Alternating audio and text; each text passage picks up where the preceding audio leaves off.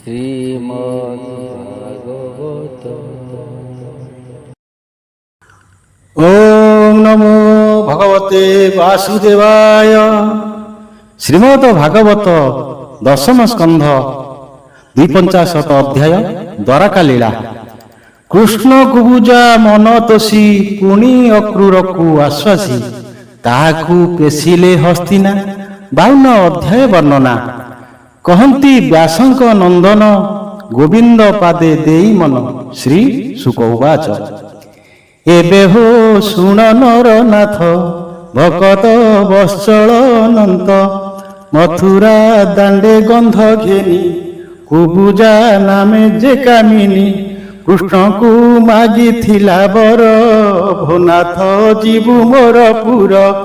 ତାହାର ଭାବ ହୃଦେ ଲଇଁ, କରୁଣା ସିନ୍ଧୁ ଭାବ ଗ୍ରାହୀ।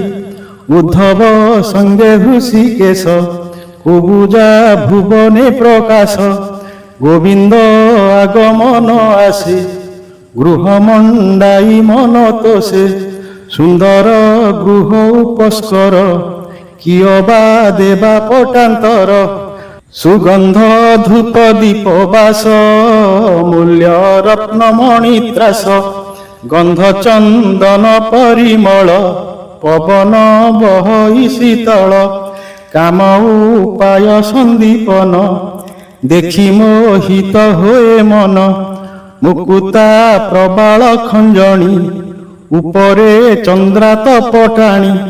ରତ୍ନ ପଲଙ୍କେ ସେଜ ପଡ଼ା, ରତ୍ନ ପାଦୁକା ରତ୍ନ ପିଢ଼ା। ସୁଗନ୍ଧ ଧୂପ ଥୋଇ ତଳେ, ଉପରେ ଲମ୍ବେ ଫୁଲ ମାଳେ। କୃଷ୍ଣ ଆଗମ ପଥ ଚାହିଁ, କୁବୁଜା ଦେହେ ଜ୍ଞାନ ନାହିଁ।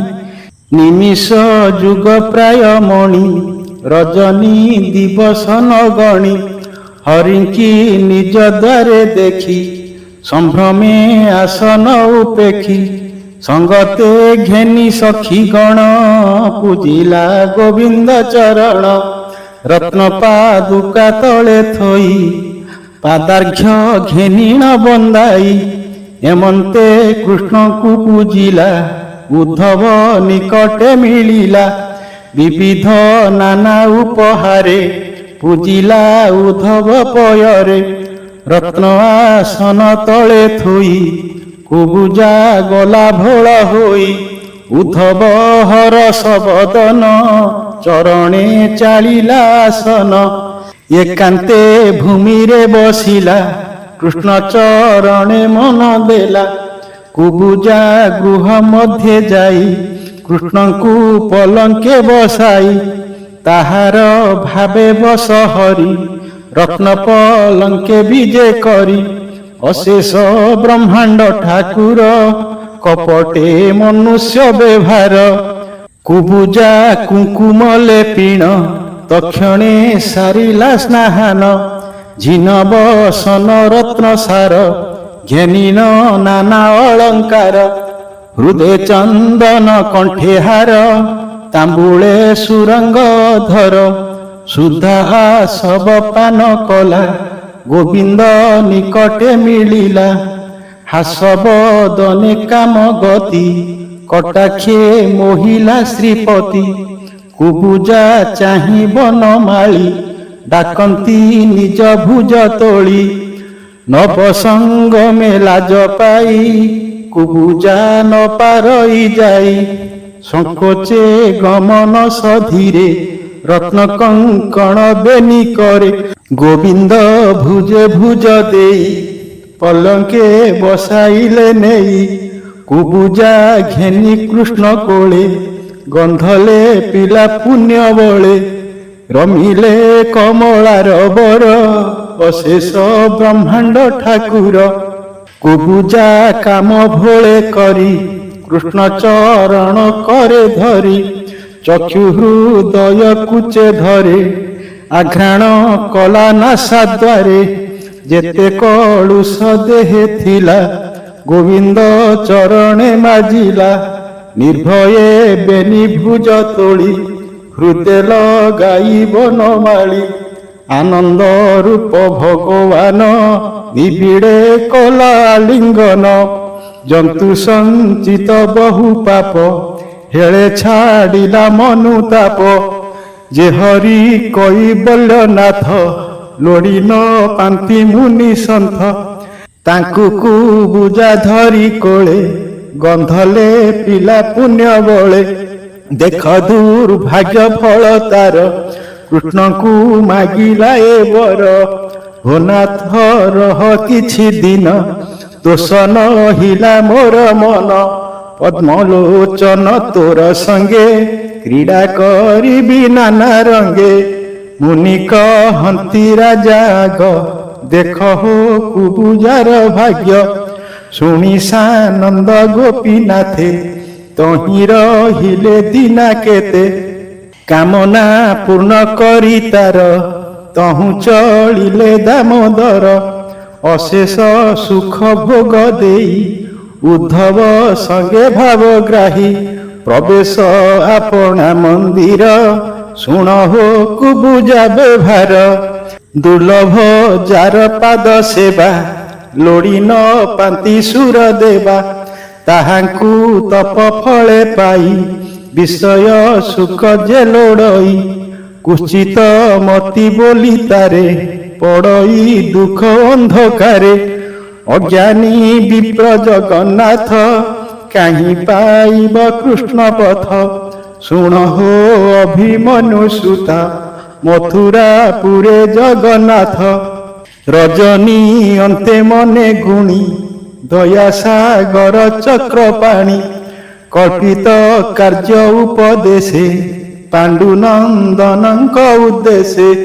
ଅକୁର ପ୍ରିୟ ମନେ ଗୁଣି ରାମ ଉଦ୍ଧବ ସଙ୍ଗେ ଘେନି ମିଳିଲେ ଅକ୍ରୂର ମନ୍ଦିର ରାଜନ ଶୁଣ ଜ୍ଞାନ ସାର ନିକଟେ ଦେଖି ବନ୍ଧୁଜନ ଅକ୍ରୂର ହରସ ବଦନ ଆନନ୍ଦେ କୃଷ୍ଣ ସଙ୍ଗ ପାଇ ନିବିଡ଼େ ଆଲିଙ୍ଗନ ଦେଇ ପୁଲକେ ଅଶ୍ରୁ ଜଳ ବହେ ପ୍ରଣାମ କଲା କୃଷ୍ଣ ପାଏ ରାମର ପାଦେ ପୁଣ ପଡ଼ି ଅକ୍ରୂର ରହେ କର ଯୋଡ଼ି ରାମ ଗୋବିନ୍ଦ ବନ୍ଧୁ ପଣେ ନମିଲେ ଅକ୍ରୂର ଚରଣେ ଅକ୍ରୂର ନିଜ ଘରେ ନେଇ ଉତ୍ତମ ଆସନେ ବସାଇ ଜାଣଇ ପୂଜାର ବିଧାନ ଆନନ୍ଦ ମନେ ଛନ ଛନ ସୁବର୍ଣ୍ଣ ପାତ୍ରେ ଜଳ ନେଇ ରାମ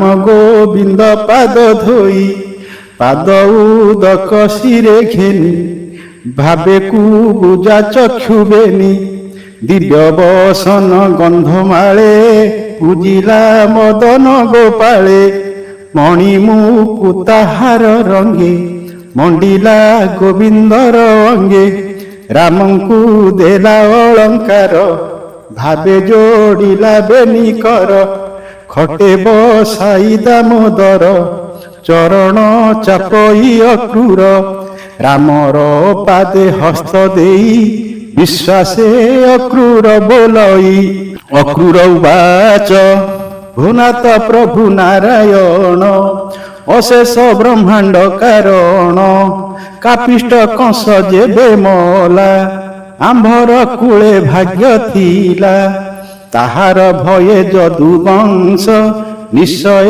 ପାଉଥିଲା ତ୍ରାସ ତାହାକୁ ବଳେ ନାଶ କଲ ବୁଡ଼ିଲା କୂଳ ଉଦ୍ଧରିଲ ଏ କୂଳ ଏବେ ତ ବଢ଼ିବ ଅବନି ତଳେ ଯଶ ଥିବ ତୁମ୍ଭେ ଯେ ପ୍ରକୃତି ପୁରୁଷ ଲୀଳା ଏ ସଂସାରେ ପ୍ରବେଶ ଜଗତ ନାନା ରୂପ ହୋଇ ତୁମ୍ଭ ଶରୀରୁ ପ୍ରକାଶଇ ଏଣୁ ଜଗତମୟ ନାମା କିଏ ବା କରିବା ଉପମା କାର୍ଯ୍ୟ କାରଣ ବିଚାରଣେ ତୋ ବିନୁ ନାହିଁ ଅନ୍ୟ ଜଣେ ତୁମ୍ଭେ ଏ ସଂସାର ଭିଆଇ ଜୀବ ପରମ ରୂପ ହୋଇ ଆତ୍ମାର ତେଜ ବଳେ ତୁମ୍ଭେ ପ୍ରବେଶ କ୍ରୀଡ଼ା ଅନୁବନ୍ଧେ ନାନା ପ୍ରକାର ରୂପ ହୋଇ ଏକଥା ନିଗମ ଜାଣଇ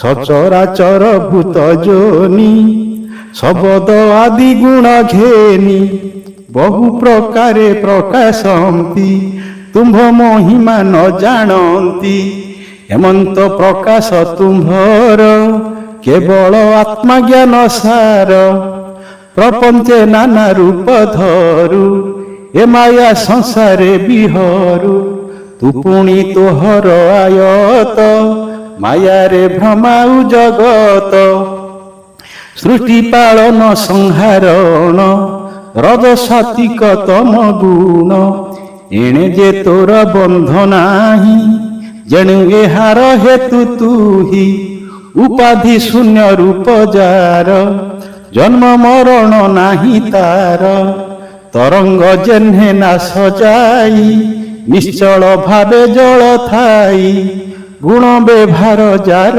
ଭେଦ ତାହାର ଦୁଃଖ ସୁଖେ ଖେଦ ଅଭେଦ ଆତ୍ମା ତୁ ପ୍ରତ୍ୟକ୍ଷ ତୋହର ନାହିଁ ବନ୍ଧ ମୋକ୍ଷ ନାହିଁ ତୋହର ଭିନ୍ନ ଭାବ ଏଣିକେ ମହିମା କହିବ ତୋର ବଚନ ଶ୍ରୁତିଗଣ ସଂସାର ହିତର କାରଣ ପାଷାଣ୍ଡେ ନିଜ ବାଦ ବଳେ ବେଦ ନିନ୍ଦନ୍ତି ଯେତେବେଳେ ତୁ ନାଥ ସତ୍ୱ ଗୁଣ ଭଜୁ ପାଷାଣ୍ଡ ଗର୍ବ ହେଳେ ଗଞ୍ଜୁ ହେମନ୍ତ ପ୍ରଭୁ ନର ହରି ଯାଦବ ବଂଶେ ଅବତରି ବସୁଦେବର ଘରେ ନାଥ ଅଂଶେ ହୋଇଲୁ ଦେହବନ୍ତ ଅବନି ଭାରା ନିବାରଣ ଅଶେଷ ବ୍ରହ୍ମାଣ୍ଡ କାରଣ ଅସୁର ବଳ କରି ନାଶ ଥୋଇବୁ ଯଦୁ କୂଳେ ଯଶ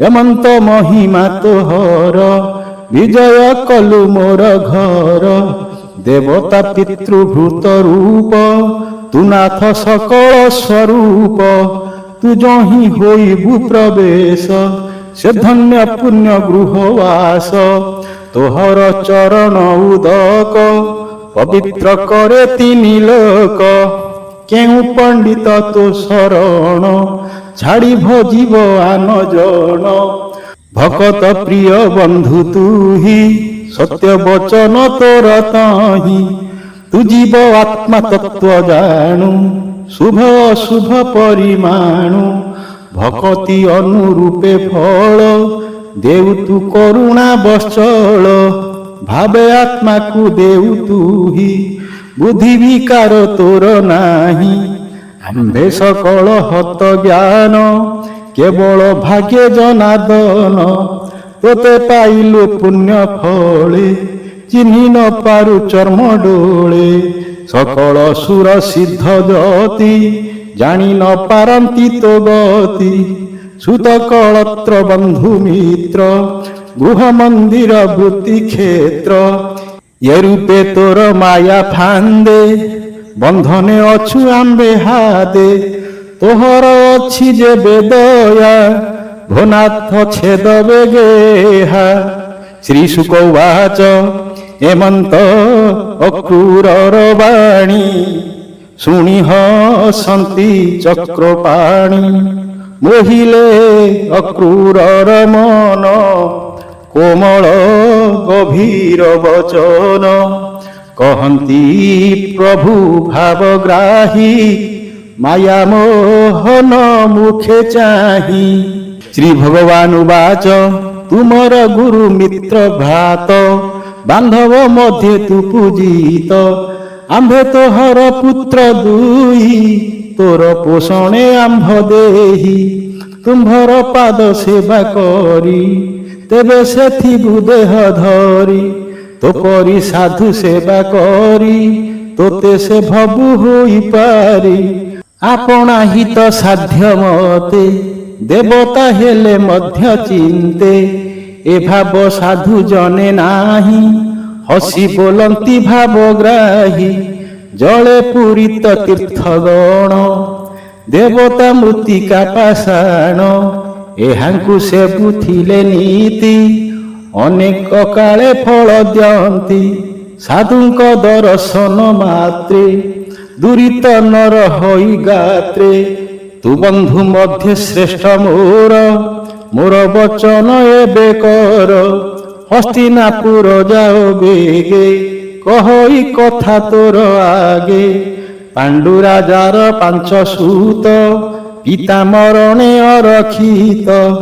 ଅଛନ୍ତି ଧୃତ ରାଷ୍ଟ୍ରପୁରେ, ବନ୍ଦୀ ଜେସନେ ବନ୍ଦୀ ଘରେ। ଅମ୍ବିକା ପୁତ୍ର ଚକ୍ଷୁହୀନ, ତାହାର ପୁତ୍ର ଦୁର୍ଯ୍ୟୋଧନ। ସତେକ ପୁତ୍ର ମଧ୍ୟ ଶ୍ରେଷ୍ଠ, ଉଗ୍ର ସ୍ୱଭାବ ମହାଦୁଷ୍ଟ। ରାଜା ତାହାର ବଶ ହୋଇ, କ୍ଷଣେ ନ ଦେଖେ 5 ଭାଇ। ତୁ ଏବେ ଯାଅ ମୋର ବୋଲେ, ତାଙ୍କ କୁଶଳ ବୁଝ ଭଲେ। ଭୋତା ତ ଯାଅ ବେଗ ହୋଇ, କହି ଉଠିଲେ ବେନି ଭାଇ। ରାମର ସଙ୍ଗେ ବନମାଳି, ନିଜ ଭୁବନେ ଯାଇ ମିଳି। ସେ ରାମ କୃଷ୍ଣ ପାଦ ଯୁଗେ, ଚିତ ମୋରହୁ ଧ୍ୟାନ ଯୋଗେ। ବୋଲଇ ବିପ୍ର ଜଗନ୍ନାଥ, ସୁଜନ ହିତେ ଭାଗବତ।